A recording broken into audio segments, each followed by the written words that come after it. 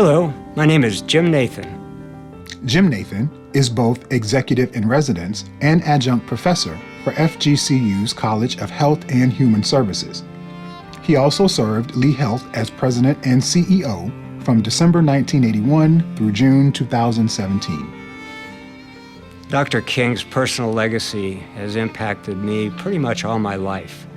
I had the opportunity to be living in Cincinnati at the time that in the summer of '67, Dr. King came and gave his nonviolent speech to a black church. After the service was over, this was a very tumultuous period in our country. There was a shooting and riots began to break out. I was working that summer on an automobile leasing, for an automobile leasing company, and the goal on Monday morning was to get as many cars off of that lot as possible and into a multi-story building. Well, so many people were leaving downtown Cincinnati, the traffic was quite heavy, and so I was standing on the street corner to help direct the cars into this building. So I'm waiting for the next group of cars to come up, and a white Cadillac with big fins flies up and slams its brakes right in front of me. And I'm thinking, you're a little bit too slow. A white boy, a college boy standing here right now shouldn't be here. And I got sucked onto the back, pulled onto the back seat of the car over the laps of 4 black men.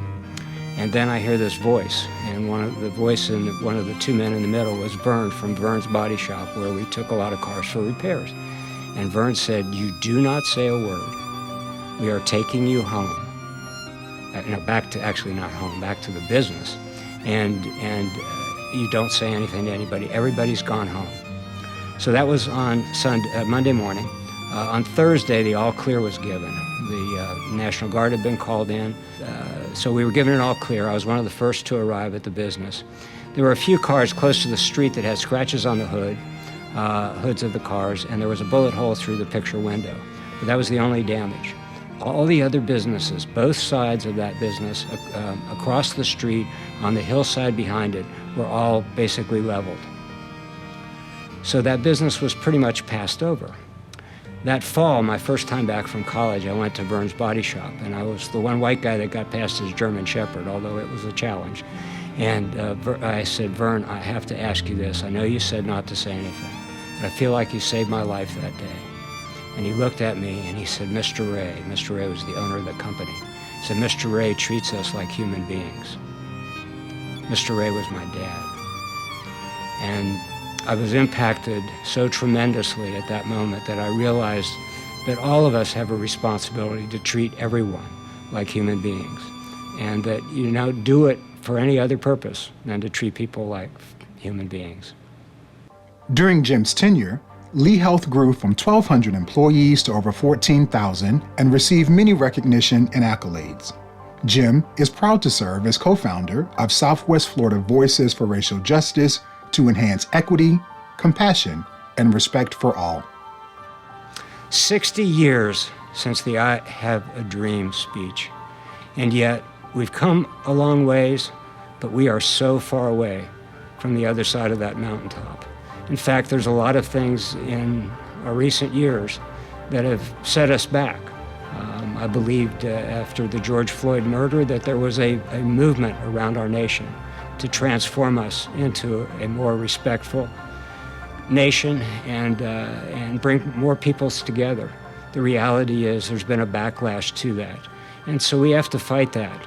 And the opportunity presents itself to make a difference. Jim Nathan showcases the quote, "Make a career of humanity. Commit yourself to the noble struggle for equal rights. You will make a better person of yourself, a greater nation for your country, and a finer world to live in." My dream for the Southwest Florida community is to keep each day incrementally bringing us closer and closer together. You know, King tells the story about how he was knifed by a crazy woman, and on the way to surgery, if he had sneezed, he would have died. All of us are one sneeze away from not being able to help other people. So before we have that sneeze, we need to come together. And that's why some of us have pulled together with an organization we now call Southwest Florida Voices for Racial Justice. And we appreciate the opportunity to be recognized and honored today because that's our goal, is respect, dignity for each other, and learning and growing from each other. The Xi Omicron Lambda chapter of Phi Alpha Fraternity Inc. and the Southwest Florida Alpha Educational and Leadership Foundation are proud to present the Keeper of the Dream Award to Jim Nathan.